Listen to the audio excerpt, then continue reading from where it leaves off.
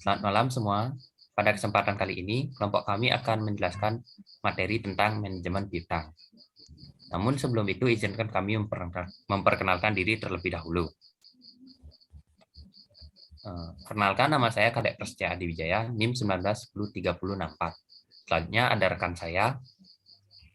Perkenalkan, nama saya Idewa Gede Aryoka, NIM 19103068. Selanjutnya rekan saya. Perkenalkan, nama saya Nilode Sri Chandra Praitan, NIM 19103047. Selanjutnya rekan saya. Perkenalkan, nama saya Kade Ayu Lestari, NIM 19103063. Selanjutnya rekan saya. Perkenalkan, nama saya Nika Daerah Majunita Putri dengan NIM 19103039. Terima kasih. Adapun materi pertama dari manajemen piutang ini akan dijelaskan oleh rekan saya. Tempat dan waktu dipersilahkan. Baik, terima kasih atas waktu dan tempat yang telah diberikan kepada saya. Yang pertama itu saya akan membahas mengenai tentang pengertian manajemen piutang, di mana sebelumnya itu piutang merupakan aktiva atau kekayaan yang timbul sebagai akibat dari dilaksanakannya penjualan secara kredit.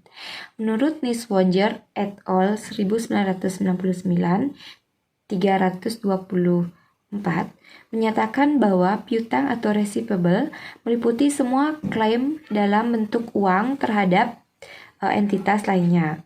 Nah, yang dimana entitas lainnya itu termasuk individu, perusahaan, atau organisasi lainnya. Piutang timbul dari beberapa jenis transaksi, di mana yang paling umum ialah dari penjualan barang atau jasa secara kredit. Nah, jadi dengan adanya piutang tersebut, maka timbullah manajemen piutang. Nah, manajemen piutang merupakan serangkaian kegiatan yang dilakukan untuk mengelola piutang perusahaan. Rangkaian aktivitas tersebut meliputi planning, monitoring, dan controlling terhadap uang yang ditagihkan. Kemudian ada fungsi manajemen piutang. Fungsi manajemen piutang itu ada dua. Yang pertama itu untuk mengelola dan mengorganisir piutang perusahaan. Kemudian yang kedua ada menghindari risiko-risiko kecurangan yang terjadi.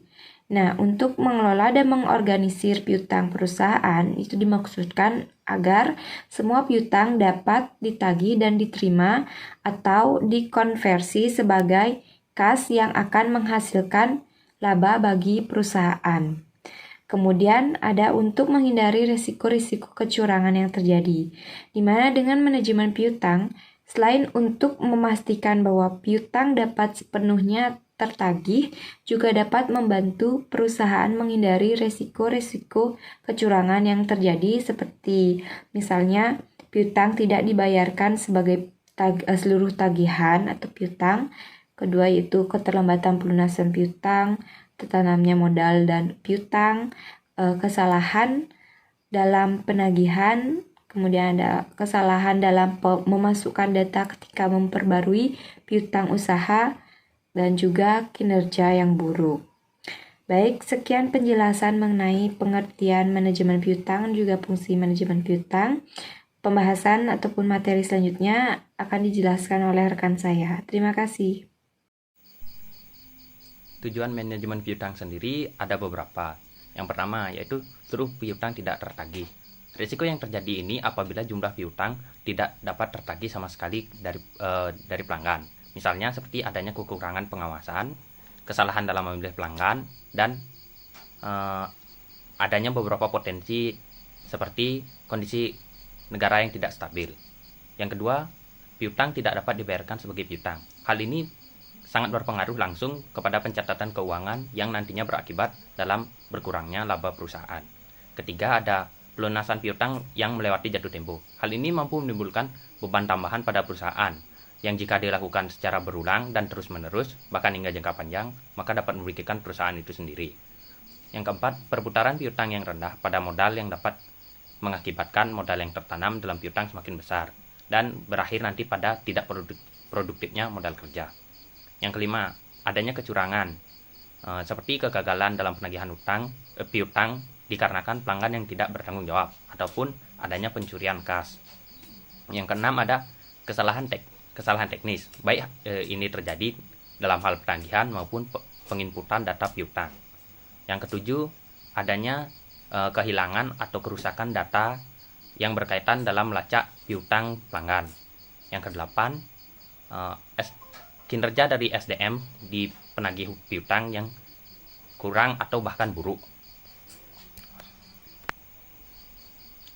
Selanjutnya, kebijakan manajemen piutang. Yang pertama ada analisis standar kredit. Standar kredit sendiri merupakan kualitas minimal yang digunakan untuk menilai apakah peminjam layak untuk diberikan kredit atau pinjaman. Dengan ditentukannya standar kredit, perusahaan dapat menentukan besaran pemberian kredit serta jangka waktu yang diberikan untuk melakukan pelunasan. Adapun beberapa kriteria yang digunakan untuk menganalisis hal tersebut, yaitu 5C, 5P, dan 3R. Yang pertama yaitu analisis standar kredit 5C, yang dimana terdiri dari karakteristik atau meliputi perilaku dari pemohon pinjaman, meliputi kejujuran, keterbukaan, pengalaman meminjam, serta perilaku umum lainnya. Yang kedua ada capability atau kemampuan pemohon pinjaman dalam mengelola usahanya. Yang ketiga adalah utang capital atau utang yang diberikan bukan satu-satunya sumber daya, namun pemohon juga harus memiliki modal. Yang keempat ada collateral atau pemohon harus bisa memberikan jaminan pinjaman. Yang kelima ada condition atau keadaan yang terjadi ketika adanya transaksi atau permohonan piutang baik secara makro ataupun mikro. Selanjutnya ada analisis 5P yang meliputi party atau pengelompokan dari calon pemohon pinjaman. Yang kedua ada purpose atau tujuan pemohon pinjaman terkait apa yang akan dilakukan dan digunakan dari dana pinjaman tersebut. Yang ketiga ada prospek, yaitu memprediksi efektivitas hasil dari pinjaman yang diberikan. Yang keempat ada protection, yaitu adanya perlindungan atau jaminan atas aset atau uang yang dipinjamkan perusahaan kepada peminjam. Yang kelima adalah analisis apakah payment atau analisis apakah kredit yang diberikan akan mampu dikembalikan atau tidak oleh peminjam. Selanjutnya yaitu prinsip 3R. Prinsip 3R sendiri merupakan versi sederhana dari prinsip 5C dan 5P, di mana prinsip 3R sendiri sudah menjabarkan aspek-aspek sebelumnya.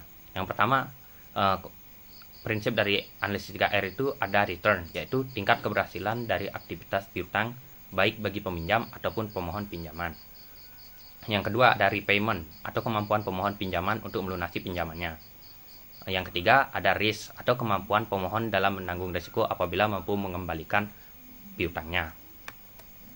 Yang kedua ada persyaratan kredit. Persyaratan kredit yang dimaksud di sini adalah meliputi segala ketentuan yang dibuat perusahaan dalam mengelola piutangnya. Syarat kredit sendiri seperti penentuan periode kredit, potongan tunai, penetapan bunga, dan syarat-syarat lain yang diberikan kepada pemohon pinjaman.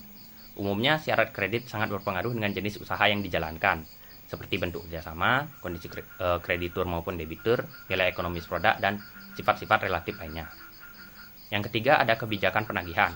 Kebijakan penagihan piutang sangat didasari oleh kebijakan kredit yang telah disepakati, seperti misalnya jumlah pinjaman yang diterima, periode kredit, dan persyaratan khusus lainnya. Perusahaan harus jeli dalam menentukan kebijakan penagihan pinjaman, mulai dari media yang akan digunakan, seperti apakah akan menggunakan email, atau penagihan secara langsung, atau bahkan menggunakan agen. Yang keempat ada mengandalkan pihak ketiga, di mana kebijakan ini bukanlah prinsip utama yang bisa digunakan perusahaan untuk mengefisiensi manajemen piutang perusahaan. Namun, di dalam persaingan yang semakin ketat dan sangat volatile ini, mengandalkan pihak ketiga merupakan pilihan terbaik. Pihak ketiga sendiri menjadi investasi jangka panjang yang sangat baik apabila digunakan oleh perusahaan. Pihak ketiga ini merupakan pihak-pihak di luar perusahaan yang membantu mengelola piutang perusahaan, misalnya seperti layanan teknologi keuangan atau konsultasi dengan para konsultan bisnis. Selanjutnya akan dijelaskan oleh teman saya. Baik, yang selanjutnya faktor penentu piutang, di mana di faktor penentu piutang ini terdapat jumlah piutang ditentukan oleh 3 faktor. Yang pertama, yaitu jumlah penjualan kredit, yang kedua rata-rata waktu penagihan yang sangat tergantung pada kondisi perekonomian, dan yang ketiga kredit dan kebijaksanaan penagih. Kebijaksanaan kredit menyangkut standar kredit, persyaratan kredit, dan juga kebijaksanaan penagihan.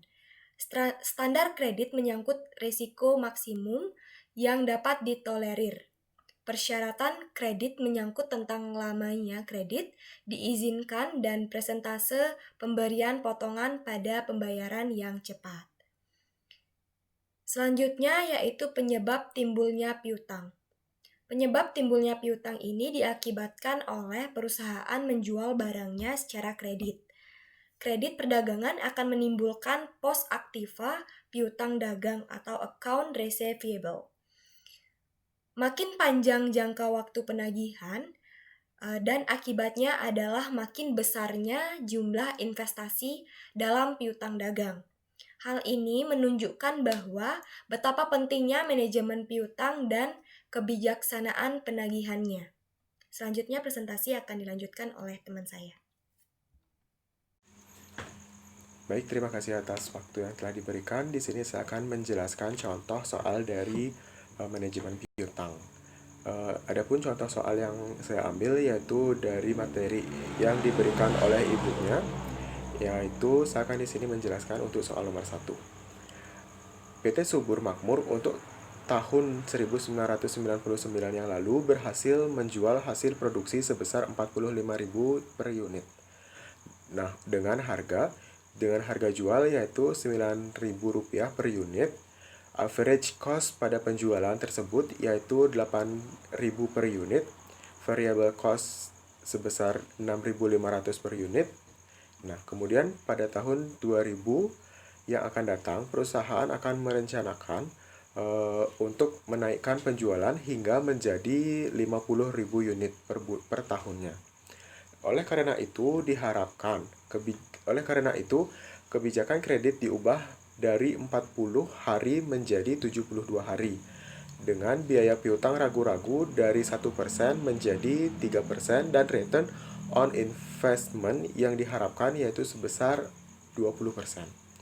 Adapun pada soal ini ditanyakan 5 buah pertanyaan, yaitu yang pertama, hitunglah besar fixed cost, kemudian yang kedua yaitu tambahan profit, kemudian yang ketiga yaitu cost of marginal investment, kemudian yang keempat yaitu cost of marginal bad debt, dan yang terakhir yaitu penilaian perusahaan terhadap perusahaan tersebut. Apakah perusahaan akan mengubah kebijakan kredit atau tidak? Oke, untuk penyelesaiannya yaitu yang pertama menghitung nilai fixed cost-nya. Yang pertama dimulai dari total cost yang dihasilkan, yaitu perusahaan pada tahun 1999 menjual hasil produksi yaitu 45.000 dikali dengan average cost-nya, yaitu akan mendapatkan hasil 36.000. Akan mendapatkan hasil yaitu 360 juta. Kemudian selanjutnya variable cost sebesar penjualan produk 45.000 ini kemudian dikalikan dengan harga variable cost yaitu sebesar 6.500, kemudian mendapatkan hasil yaitu 292.500. Kemudian dikurangkan dan mendapatkan nilai fixed cost yaitu sebesar Rp67.500.000.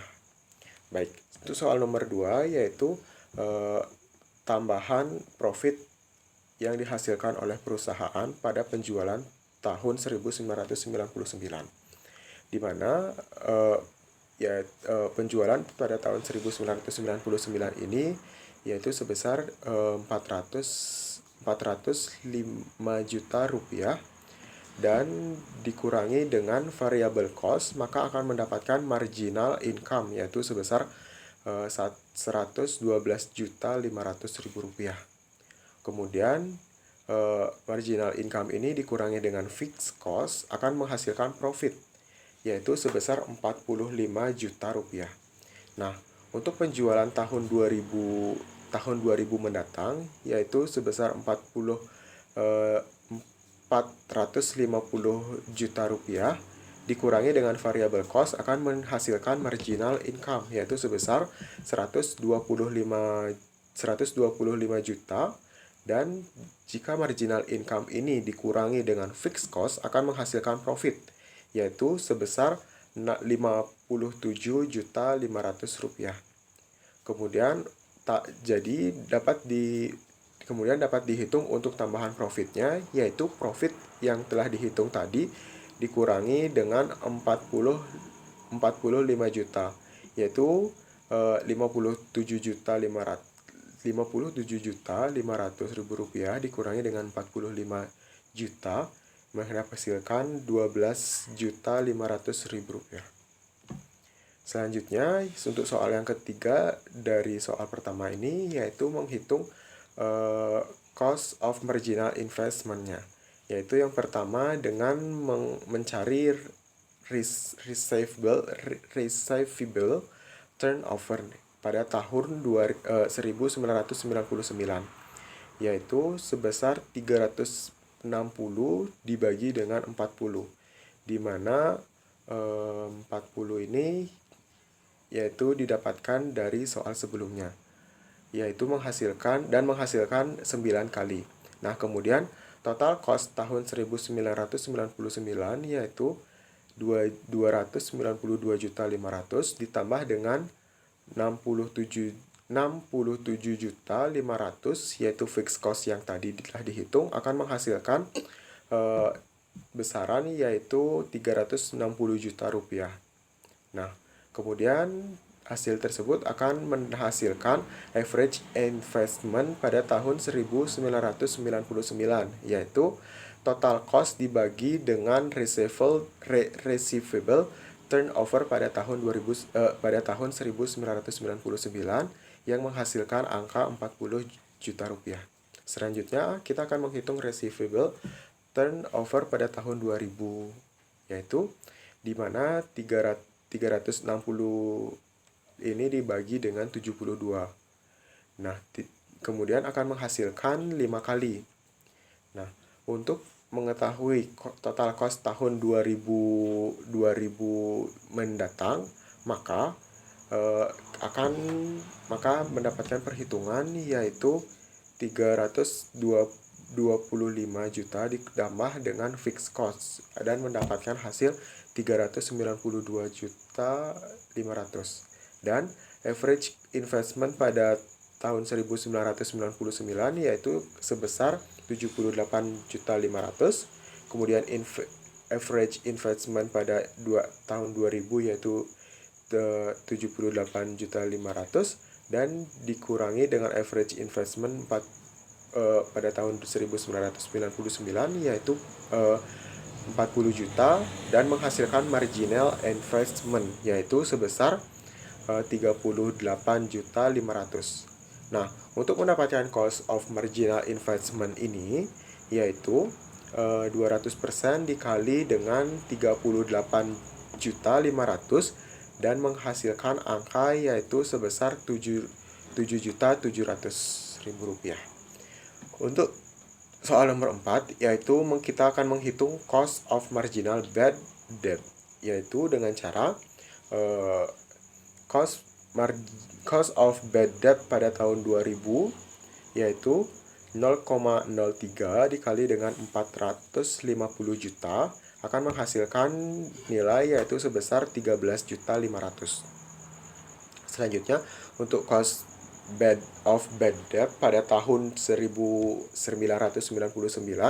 akan menghasilkan angka yaitu 4.500. Kemudian cost of bad debt pada tahun 2000 dikurang dengan 1999 ini akan menghasilkan cost of marginal bad debt yaitu sebesar 9.450.000 rupiah.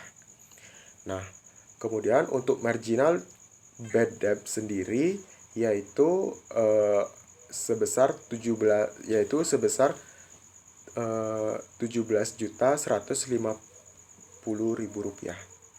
Nah, kemudian bagaimana penilaian kebijakan perusahaan tersebut kepada kebijakan kredit yang akan diberikan, yaitu kebijakannya yaitu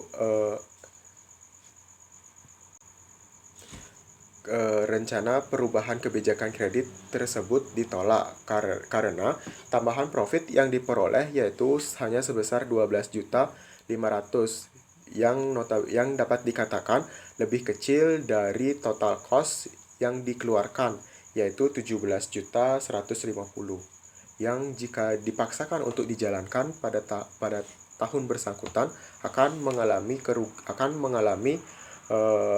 kerugian pada perusahaan bersangkutan. Baik, di sini jadi kesimpulan untuk soal nomor 1 yaitu untuk fixed cost menghasilkan biaya sebesar Rp67.500.000. Kemudian tambahan profit yaitu sebesar Rp57.500.000. Kemudian untuk cost of marginal investment yaitu menghasilkan nilai sebesar Rp7.700.000. Kemudian untuk cost of marginal bad debt akan menghasilkan nilai yaitu sebesar Rp9.450.000. Dan untuk penilaian kebijakan perusahaan yang menyangkut kebijakan kredit yaitu rencana perubahan kebijakan kredit tersebut ditolak karena akan menghasilkan kerugian kepada perusahaan. Oke. Selanjutnya untuk contoh soal nomor 2, yaitu saya akan membacakan soalnya.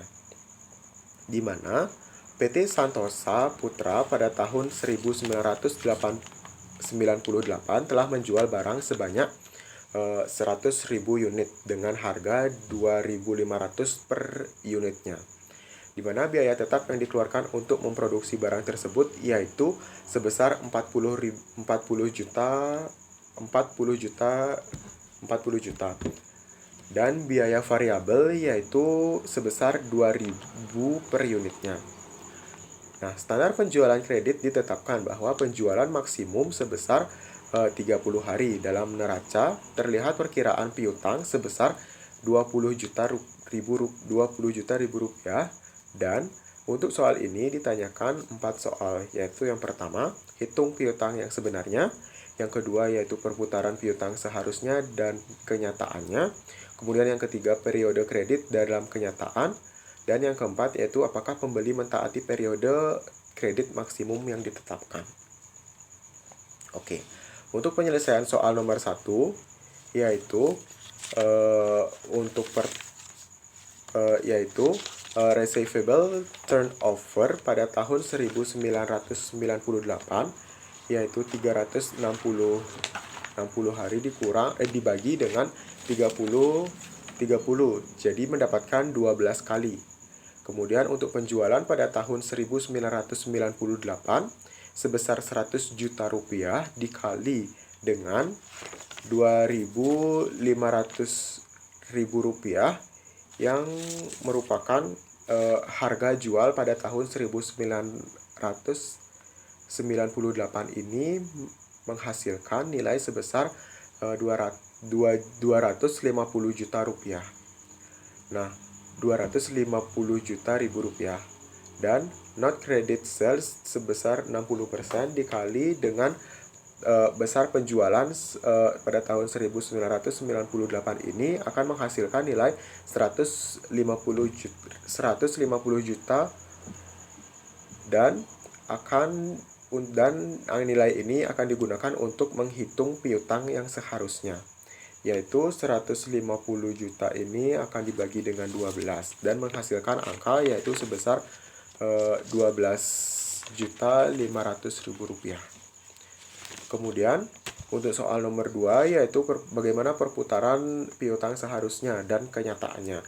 Nah, untuk menjawab soal nomor 2 ini kita harus menghitung receivable turnover yang diharapkan, yaitu sebesar 360 dibagi dengan 30, yaitu sebanyak 12 kali perputaran piutang yang seharusnya. Sedangkan untuk perputaran piutang kenyataannya yaitu dihitung dengan cara not credit sales sebesar 150 juta tersebut dibagi dengan 20 juta.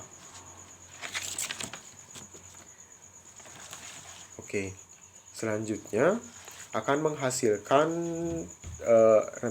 rentangan nilai yaitu 7,5 hari.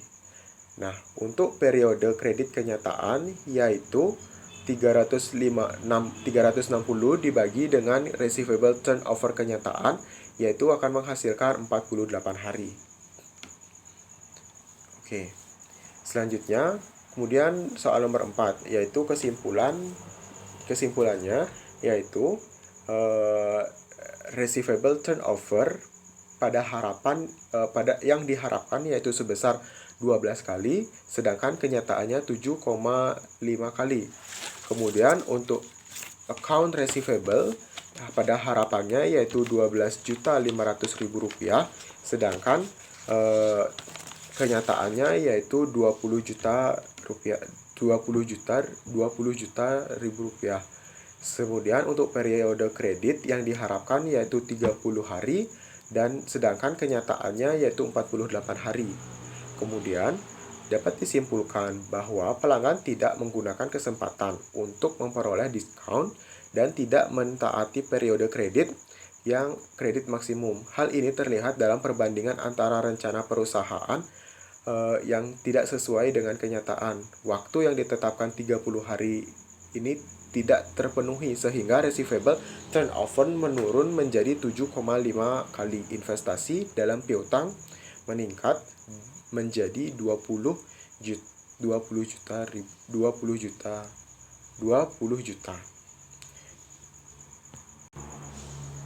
Kemudian dapat disimpulkan jawaban dari soal nomor 2 yaitu yang pertama piutang yang sebenarnya yaitu seharusnya menjadi Rp112.500.000.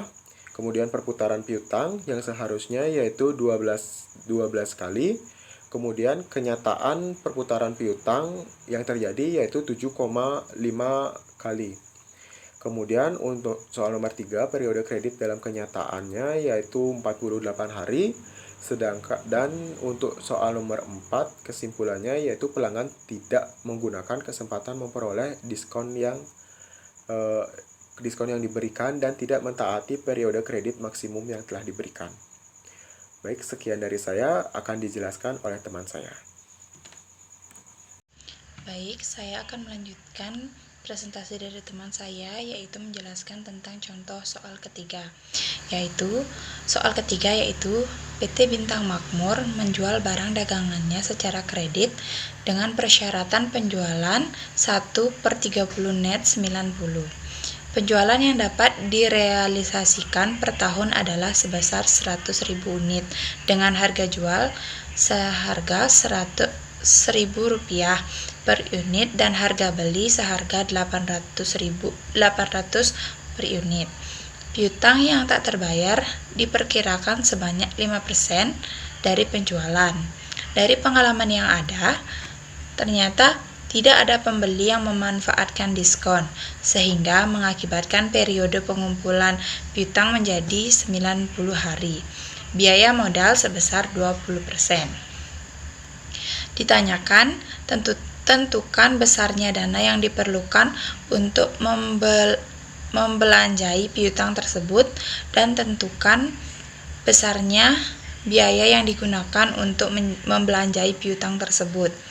Kemudian kedua, jika perusahaan ingin mengubah persyaratan penjualan menjadi 3/30 net 90 sehingga penjualan naik menjadi 120.000 unit dan diperkirakan pembeli yang memanfaatkan diskon sebesar 50% sehingga rata-rata pengumpulan piutang 60 hari. Apakah perubahan kebijaksanaan tersebut lebih menguntungkan? Berikan kesimpulan.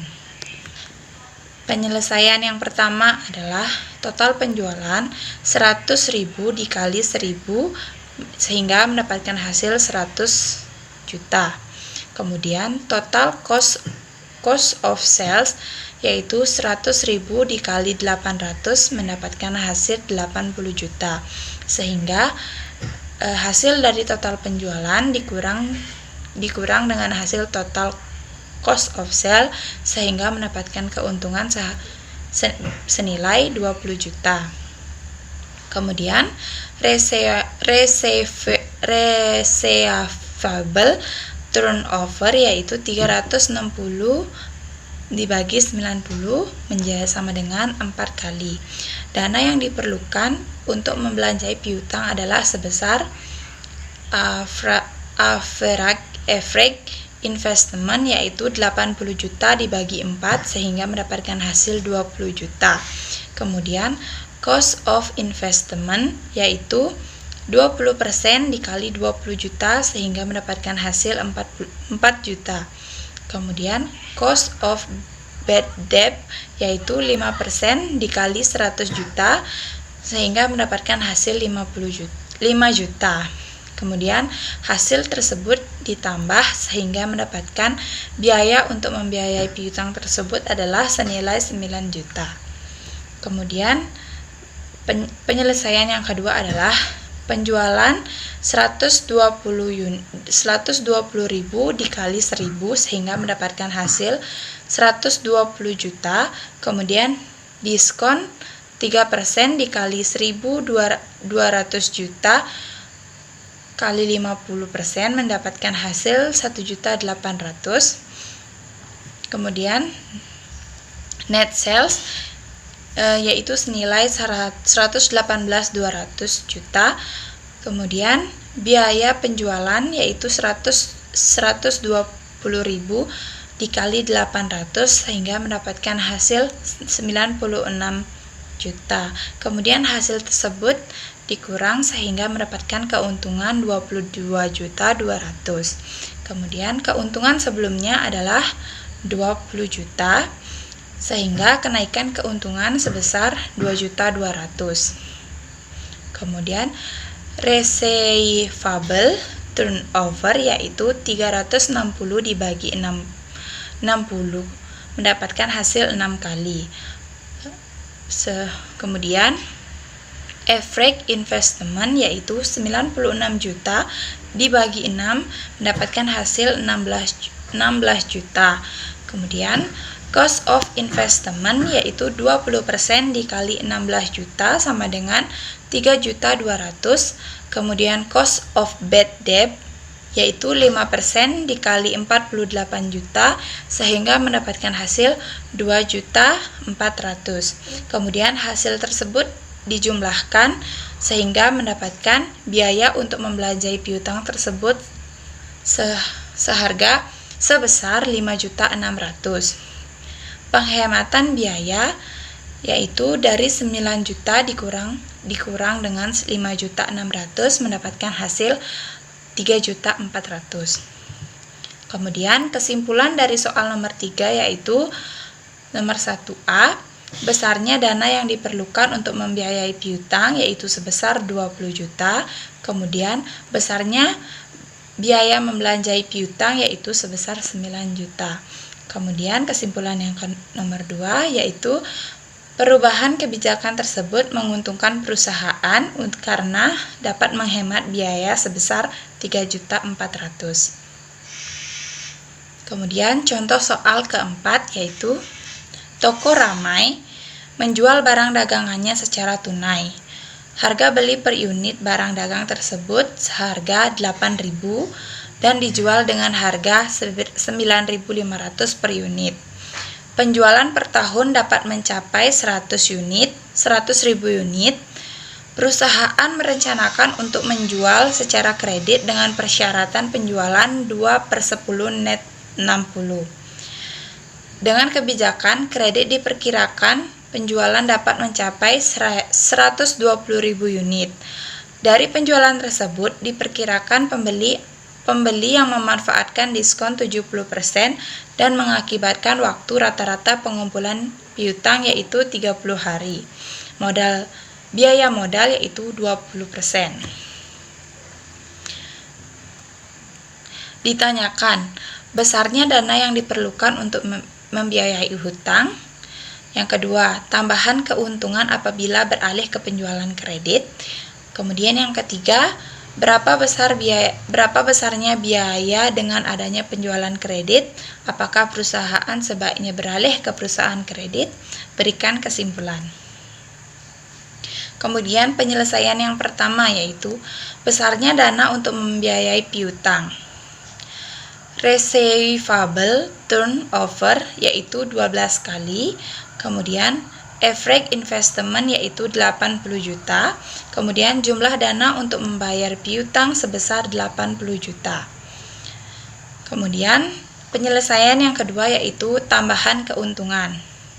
Penjualan tunai yaitu 100.000 dikali 9.500 mendapatkan hasil 950 juta. Kemudian harga pokok penjualan yaitu 100.000 dikali 8.000 mendapatkan hasil 800 juta. Hasil tersebut dikurang sehingga mendapatkan keuntungan sebesar 150 juta. Kemudian penjualan kredit 120.000 dikali 9.500 mendapatkan hasil 1.140 juta. Kemudian diskon 2% dikali 1.140 juta dikali 70% mendapatkan hasil 11.400. Hasil tersebut dikurang sehingga mendapatkan net sales sebesar 1.128.600 juta. Kemudian harga pokok penjualan yaitu 120.000 dikali 8.000 mendapatkan hasil 960 juta. Kemudian keuntungan dengan penjualan kredit yaitu 168.600 juta. Kemudian keuntungan dengan penjualan tunai yaitu 150 juta rupiah. Nilai tersebut dikurang sehingga mendapatkan tambahan keuntungan penjualan kredit yaitu sebesar 18.600. Kemudian penyelesaian yang ketiga adalah cost of investment yaitu 20% dikali 80 juta mendapatkan hasil 16 juta. Kemudian kesimpulan dari soal nomor 4 adalah besarnya dana yang diperlukan untuk membiayai piutang adalah sebesar 80 juta rupiah. Kemudian yang kedua, tambahan keuntungan apabila beralih ke penjualan kredit yaitu sebesar 18.600 rupiah. Kemudian yang ketiga, berapa besarnya biaya dengan adanya penjualan kredit?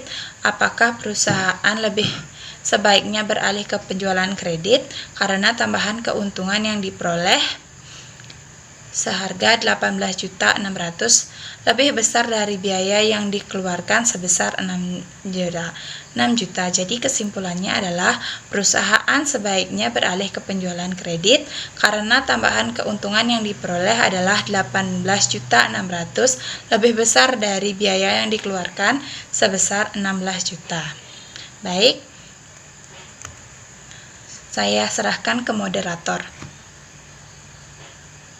3. Adapun referensi yang kami gunakan dalam presentasi kali ini ada pada daftar berikut ini. Kami mengambil beberapa referensi baik itu dari buku, jurnal, ataupun website yang menyediakan materi terkait.